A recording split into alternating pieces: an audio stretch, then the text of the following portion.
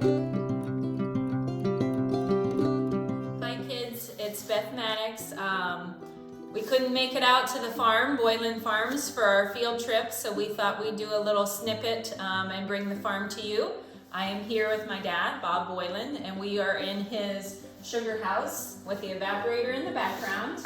And we're just going to do a quick introduction, and then he's going to share about some of his equipment, specifically the RO today, and what that does in its role in the maple syrup production line. So, Dad, if you want to just give a little history about how long you've been doing maple and those sorts of things for the kids.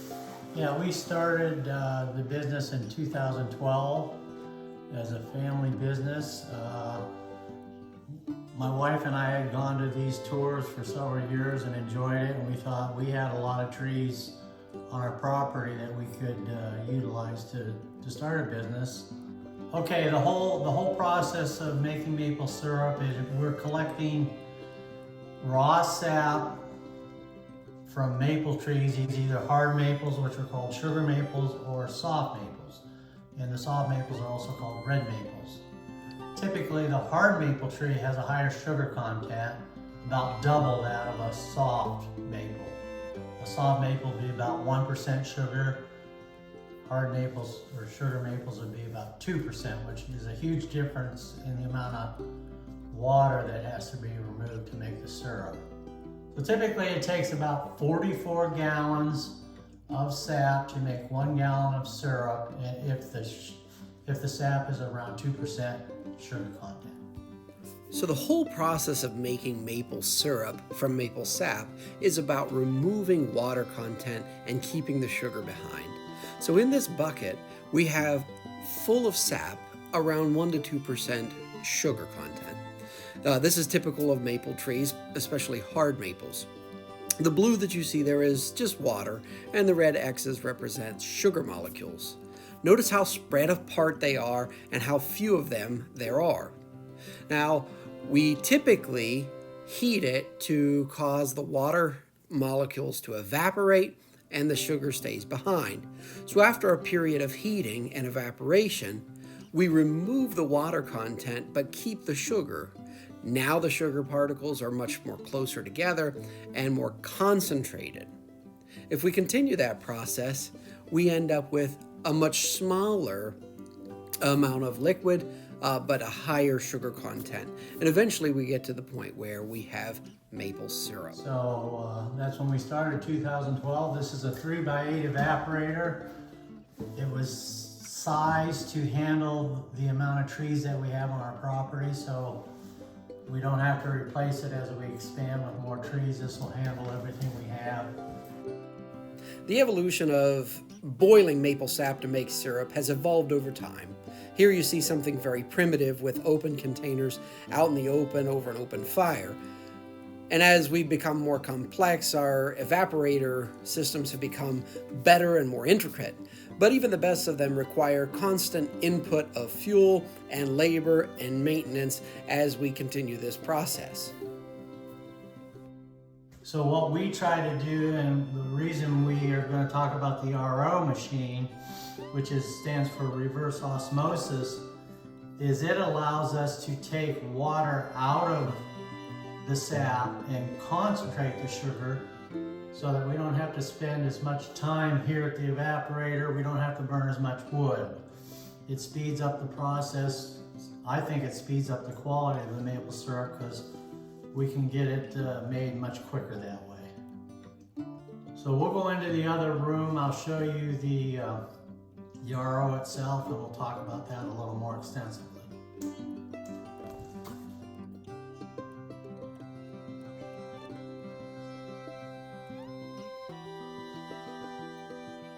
So how the RO came into being, it was developed by the Navy actually to, when they had their ships or submarines out in the ocean, the RO was used to take the salt water and make drinking water for the crewmen.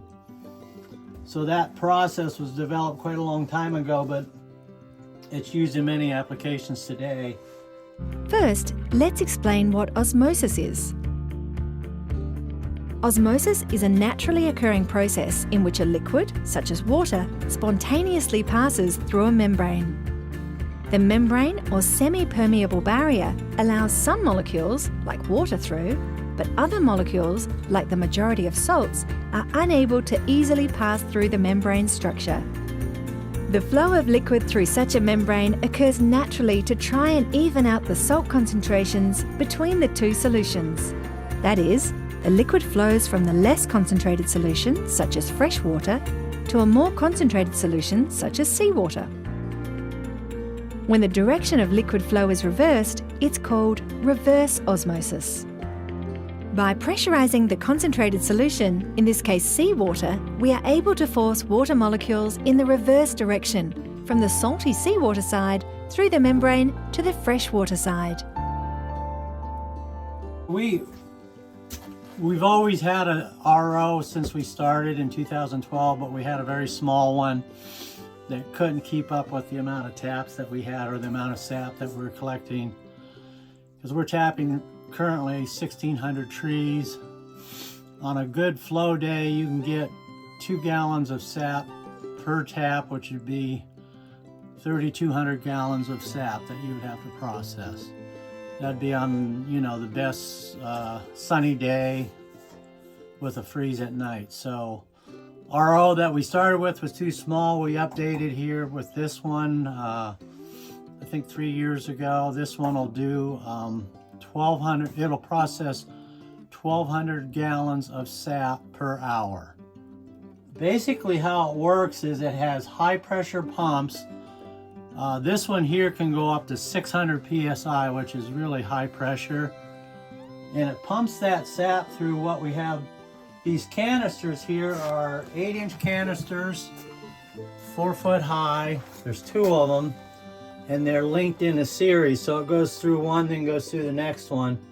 But there's a membrane that is rolled up into an 8-inch diameter, and that membrane has holes in it that only a water molecule can fit through. The sugar can't pass through it, so that's how it separates.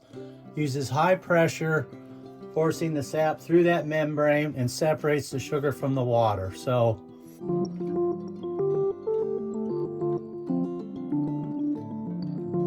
reverse osmosis works by forcing water through a special plastic membrane sheet to remove compounds such as salts, organic compounds, microorganisms, viruses and pharmaceuticals.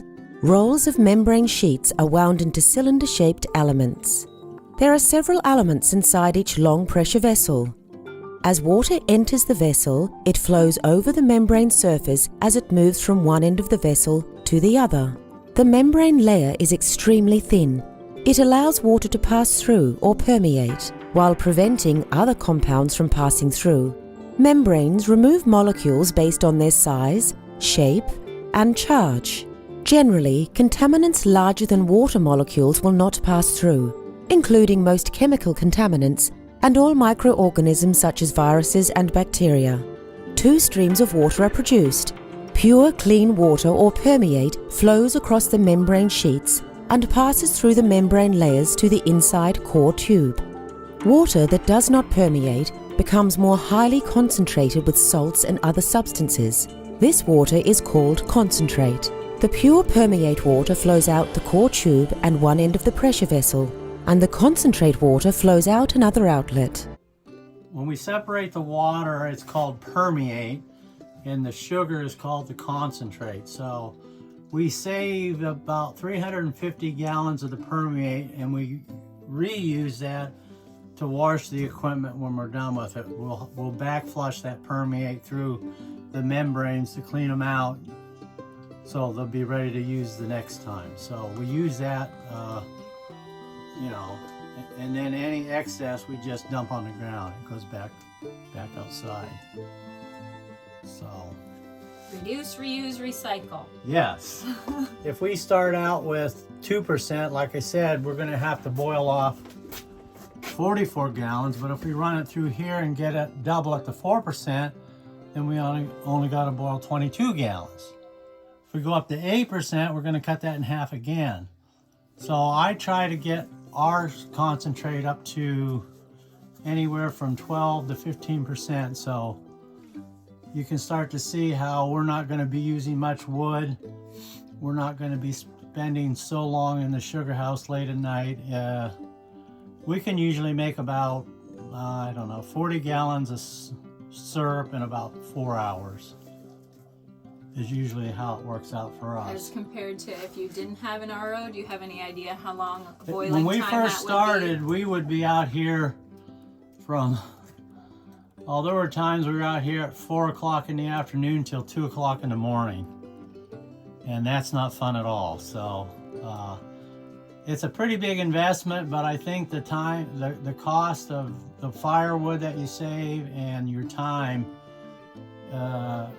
this is probably the first machine I would ever buy if I was starting over to get into the maple syrup business, because it saves you so much. I've always had a hard time visualizing exactly how much water is removed in this process. So to help you out, I made this little visual. I made a 10 by 10 box there surrounded in black line, which represents 100 squares. And 2 of those squares are red, which represents the sugar in this particular thing. That's 2% sugar. Now, if we remove half of the water, or 50 squares, and we keep the sugar, then that means that we have 2 out of 50, which is 4% sugar. If we continue this process and we cut it in half again, so we're down to 25 squares, then we are at 8% sugar. So each time we cut the box in half, our percentage doubles. We don't have any more sugar, but we're reducing the amount of water in there. Bob talked about getting his sap concentrated up to about 15% sugar. In this last diagram, we've removed another additional half of water, and you can see that we're down to 12.5 squares. 2 of them are sugar and the rest remain water. This represents 16% sugar. So if you look at the gray shaded region, that's the water that has been removed by the reverse osmosis machine. I also want you to see what the finished product looks like.